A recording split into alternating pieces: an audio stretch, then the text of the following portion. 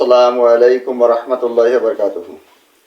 সুপ্রিয় দর্শক ও শ্রোতা, আমি মোহাম্মদ মিজানুর রহমান হাফিজ এএসসি চ্যানেল হইতে আপনাদেরকে জানাই সুস্বাগত।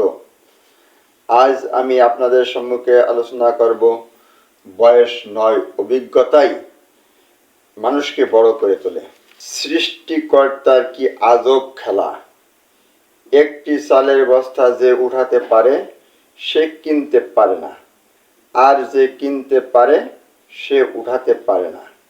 মিষ্টি কথা নয়, লবণের মতো বা নিমের মতো তিতা কথা বলে তারাই আপনার প্রকৃত বন্ধু। ইতিহাস সাক্ষী আছে, লবণে আজ পর্যন্ত পোকা ধরেনি। ইতিহাস সাক্ষী আছে, লবণে আজ পর্যন্ত পোকা ধরেনি। জীবনে সফলতার সব থেকে ভালো উপায় হলো সেই উপদেশে কাজ করা যা আমরা নিজে অন্যদেরকে দিই। বাধা তো কেবল জীবিত লোকদের জন্য আসে, কারণ মৃত লোকদের তো সবাই রাস্তা ছেড়ে দেয়। চিন্তা ততটুকুই করুন যাতে কাজ শেষ হয়ে যায়, আবার এতটাও করবেন না যাতে জীবনটাই শেষ হয়ে যায়। কারো মনে অন্যায় ভেবে আঘাত দেওয়ার পর আপনার মনেও আঘাত পাওয়ার জন্য প্রস্তুত থাকুন, কারণ আপনি যেমন করবেন প্রকৃতি ঠিক আপনাকে তেমনই ফিরিয়ে দিবে।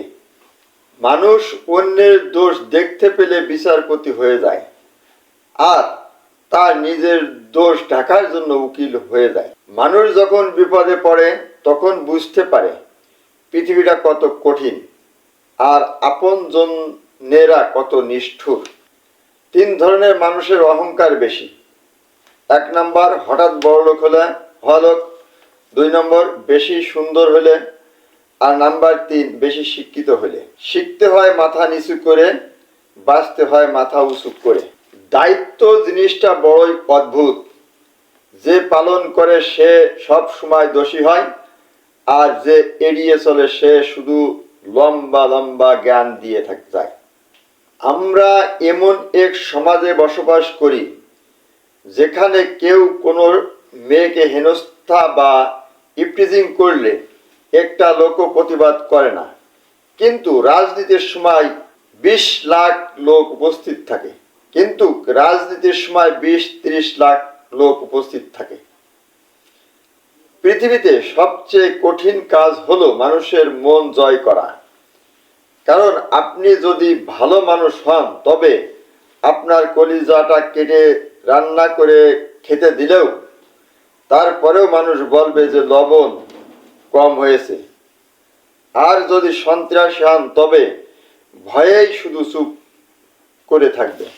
যতই করি আমার কিছুই আমার নয়, খেলনা নিয়ে করছি খেলা, রয়েছে ভাঙার ভয়। মায়ার জালে জড়িয়ে আছি, চাই না বের হতে, ডাক আসলে যেতে হবে, কেউ যাবে না সাথে। বয়স নয়, অভিজ্ঞতায় মানুষকে বড় করে তোলে। ফটো এডিট নয়, চরিত্র এডিট করো, ভবিষ্যৎ ভালো হবে। পর তো পর, কিন্তু আপন লোকগুলো সব স্বার্থপর। বইয়ের পাতা মানুষের যা শিক্ষা দেয়, জীবনের পাতা তার চেয়ে অনেক বেশি কিছু শিখিয়ে দেয়। আজ এ পর্যন্ত শেষ করছি। আসসালামু আলাইকুম ওয়া রাহমাতুল্লাহ।